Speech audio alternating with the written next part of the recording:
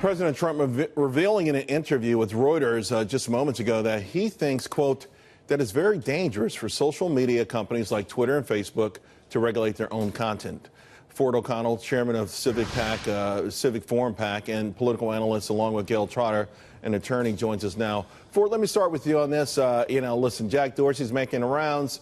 It's not an apology tour per se, but he's trying to state his case, if you will.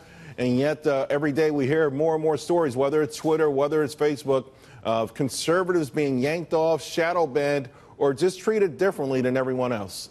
Well, they are, and I think that President Trump's right. I think that these social media companies should guard against it, and let me explain why. Take Facebook, for example. 68% of U.S. adults use it. It's popular across every demographic, and nearly 50% of Americans get their news from Facebook. Therefore, picking winners and losers is very, very dangerous in our society, and I think we should let it up, leave it open to the consumer. Look, I understand these are private companies. I'm not a fan of government regulation, but in a lot of ways, at least at this point in time, these companies are acting as public utilities, and they're monopolies, and there's no substitute for them. So, but Ford, before I go to Gayle, what exactly could the government do if they don't police themselves? Who would police them?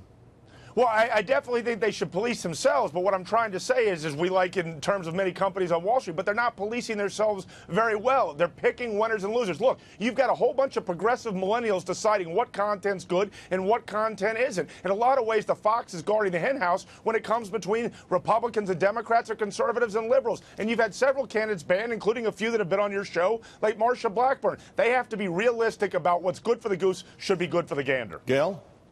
Well, social media platforms should not discriminate against conservatives. It's unwise for them to do so, and they're going to regret it unless they decide But it's not illegal for them to do that, though, right? No, it's not. They don't want you in their club. They want to kick you around, shadow ban you, take you off, play games with you, take away your followers.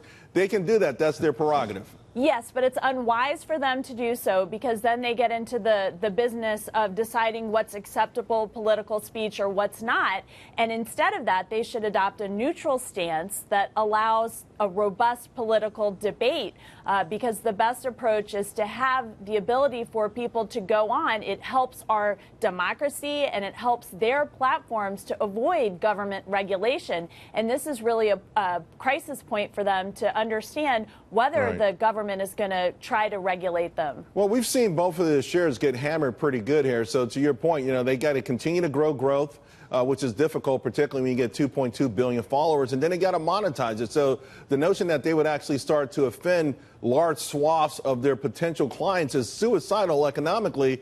But are they at the point, Gayle, where you can start to consider them the way we treat traditional media companies at the very least?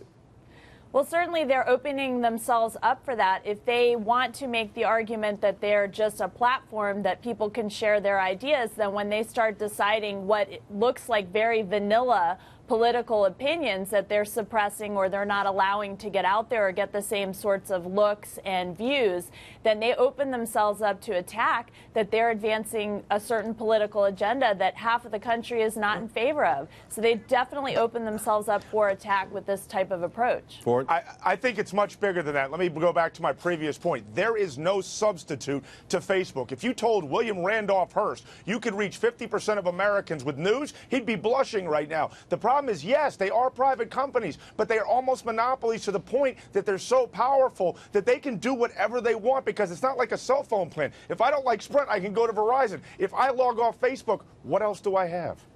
So does that present an opportunity, Gayle, or is it just gotten to the point where, listen, I've seen major companies with huge market dominance throughout the history of America, at some point stumble. Someone took their place. Doesn't happen overnight, but is there a chance the free market could provide a solution, or would it take too long, maybe too many election cycles for that to happen?